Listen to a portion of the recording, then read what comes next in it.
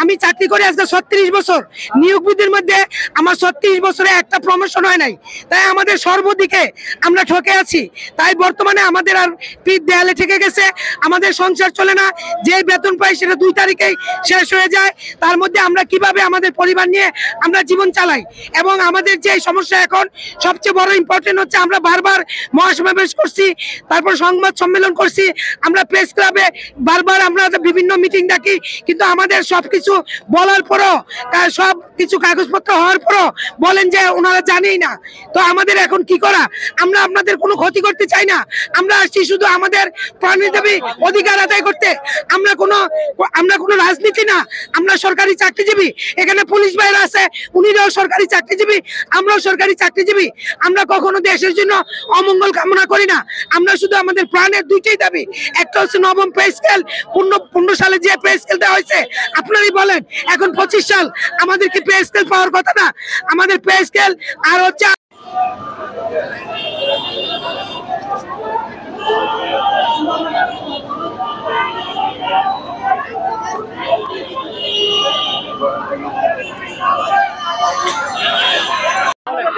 আপনারা জানেন নবম পে স্কেলের দাবিতে এবং পরবর্তী সময় মহার্ঘভাতার দাবিতে আমরা কেন্দ্রীয় শহীদ মিনারে একটি শান্তিপূর্ণ মহাসমাবেশ করি এবং আমরা যমুনার অভিপথে শাহবাগে আমাদের উপরে আমরা সরকারি কর্মচারী এবং আমাদেরই সহযোদ্ধা সহবন্ধু পুলিশ যারা আছে পুলিশ বাহিনীতে, তারা আমাদের উপর জলকামান এবং পানি নিক্ষেপ করে এবং তারা আমাদের সাথে যে অসহ আচরণ করে।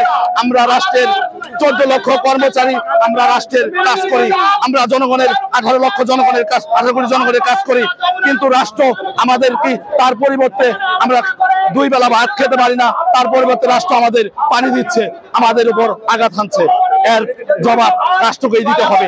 এই ধরনের অবিচার অন্যায় এই বৈষম্য বিরোধী সরকার করবে, এটা আমরা কখনোই মেনে নেব না এবং সমস্ত বাংলাদেশের কর্মচারী কখনোই এটা মানবে না। এই দাবি আমাদের দাবি অবশ্যই মানতে হবে। ধন্যবাদ।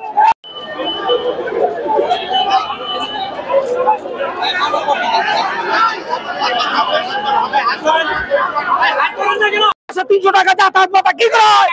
একজন সরকারি কর্মচারী মাসিক টিফিন ভাতা কি করা হয়? সরকারি নিম্ন কর্মচারী হিসেবে মাননীয় প্রধান উপদেষ্টার কাছে, মাননীয় উপদেষ্টাদের কাছে আমার বিনয় সহিত জিজ্ঞাসা, কি করে টিফিন ভাতা 200 টাকা হয়? কি করে যাতায়াত ভাতা 300 টাকা হয়? আপনারা কোন গাড়িতে চলেন? আপনারা কোন দোকানে খাবার খান? মাসে 200 টাকা আপনাদের আসে, মাসে 300 টাকা যাতায়াত ভাতা আপনাদের আসে। আপনারা কোন দোকানের খাবার খান? কোন দোকানে কোন গাড়িতে চলেন আপনারা? আমাদের কি মানুষ মনে হয় না? 2015 সালে যে বেতন স্কেলটা করা হয়েছে সেটা আমাদের জন্য শুভঙ্করের ফাঁকি। আইএলও এবং সার্কভুক্ত 8টা দেশের বেতন কাঠামোর সাথে বাংলাদেশের বেতন কাঠামো তুলনা করেন, আমার দেশের যে 1.1/10 বহির্বিশ্বে এরকম দুর্নীতি, এরকম শুভঙ্করের ফাঁকি বেতন কাঠামো আর কোনো দেশে নাই। আমার দেশের নিম্ন কর্মচারীদেরকে পেটে যেভাবে লাঠি দেওয়া হয়, আঘাত করা হয়, যেভাবে দাবায় রাখা হয়, বাংলাদেশ বহির্বিশ্বে আর কোন দেশে এরকম বেতন কাঠামো নাই। তাই আমাদের উচিত অবিলম্বে নবম পে স্কেল ঘোষণা করে আমাদের মানবতা জীবন থেকে মুক্তি দেওয়া। কতজন গেছে প্রতিনিধি?